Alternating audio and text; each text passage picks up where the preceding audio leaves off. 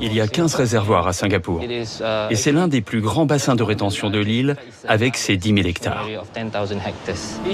Chaque pompe que vous voyez ici a une capacité d'évacuation d'environ 40 mètres cubes par seconde. Si on veut faire une analogie, cela équivaut à vider une piscine entière en 1 minute. Si vous combinez les 7 pompes ensemble, cette piscine peut être vidée en 9 secondes. Il a imaginé un projet colossal pour mettre le territoire à l'abri. Nous devons voir très grand, car le niveau de la mer peut monter de manière conséquente. Et s'il monte au-delà de 2 mètres, ce qui est prévu dans 100 ans, nous aurons besoin de solutions très différentes de celles que nous avons actuellement, et qui sont basées sur 1 ou 2 mètres.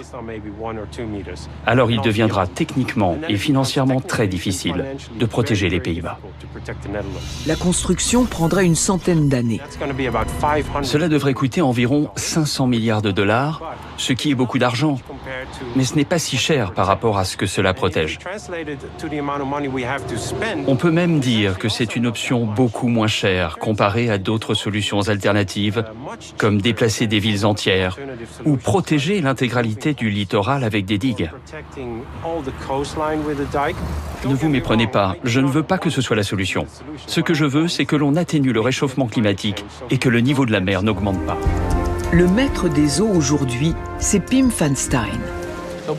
Derrière moi, nous avons le générateur de vagues, qui produit des vagues de 2 à 3 mètres de haut, telles qu'on peut en avoir lors de grosses tempêtes.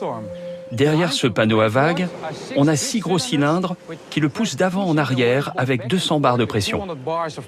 Les vagues de 2 à 3 mètres traversent tout le canal et s'écrasent au niveau de la digue. Ici, la couche d'herbe a complètement disparu.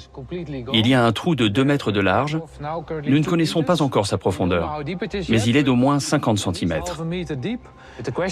La question est, est-ce que l'argile résistera à toute la durée de la tempête? De combien d'argile avons-nous besoin pour que la digue tienne tout ce temps sans se briser? Si le niveau de la mer monte, nous pouvons augmenter la hauteur de nos digues.